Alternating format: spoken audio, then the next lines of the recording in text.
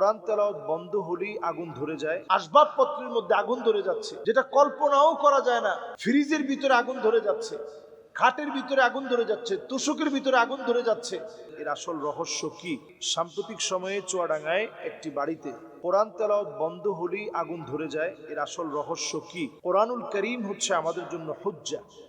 কোরআনুল কারীম হচ্ছে আমাদের জন্য বেঁচে থাকার পাথেয়। মুসলিম জীবন যাপনে যে ঘরের ভিতরে কোরআন নেই, এটা একেবারে জীর্ণ শীর্ণ বাড়ির সাথে তুলনা করা হয়েছে।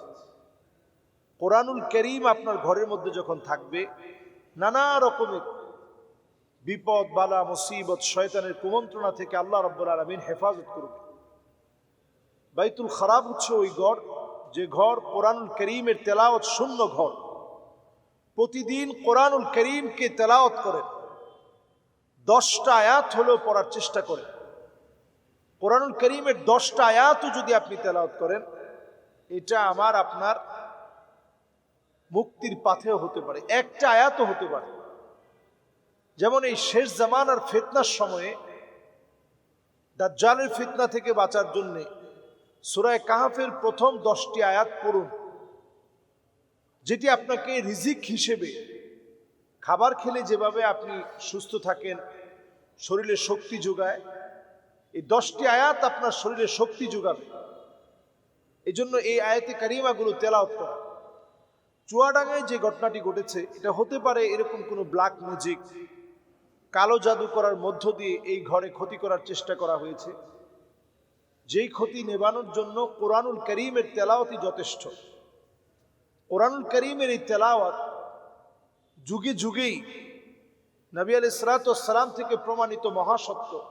লাবিদ বিন আসাম নবীজিকে যখন কালো জাদু করলেন, এই কালো জাদু করার পর 6 মাস নবীজি অসুস্থ ছিলেন। নবীজি স্ত্রীদের কাছে গেলে আম্মাজানদের কাছে যেতেন, কিন্তু মনের ইচ্ছাটা নবীজি পুরা করতে পারতেন না, এত দুর্বল হয়ে পড়েছিলেন। এরপরে সূরা ফালাক এবং নাসের মধ্য দিয়ে আল্লাহ রাব্বুল আলামিন লাবিদ বিন আসামের এই জাদু থেকে আল্লাহ তাআলা হেফাজত করেছেন। তো এই ঘরের মধ্যেও এমন কোন জাদু থাকতে পারে, যেই জাদুর বদ প্রভাবের কারণে বিভিন্ন জায়গায় আগুন ধরে যাচ্ছে, আসবাবপত্রের মধ্যে আগুন ধরে যাচ্ছে, জায়গায় জায়গায় আগুন ধরে যাচ্ছে, যেটা কল্পনাও করা যায় না। ফ্রিজের ভিতরে আগুন ধরে যাচ্ছে, খাটের ভিতরে আগুন ধরে যাচ্ছে, তোশকের ভিতরে আগুন ধরে যাচ্ছে, এমনকি বিভিন্ন আসবাবপত্র সবগুলো জ্বলে যাচ্ছে, পুড়ে যাচ্ছে। এই যে অবস্থা, এই অবস্থা বোঝা যায় যে যে কোনো একটা কালো জাদুর প্রভাবে এই জাতীয় ঘটনা ঘটতে পারে।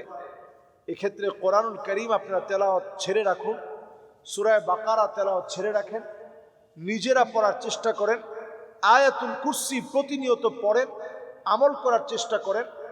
ভালো কোনো রাকি, যিনি স্পেশালিস্ট রয়েছে, এমন কোনো রাকিকে দিয়ে এই বিষয়টা ঝাড়ানো যেতে পারে, কোরআনুল কারীমের এই তেলাওয়াতকে ছড়িয়ে দেওয়া যেতে পারে। আল্লাহ রাব্বুল আলামিন আমাদেরকে বোঝার তৌফিক দান করুক। আসসালামু আলাইকুম ওয়া রাহমাতুল্লাহি ওয়া বারাকাতুহু।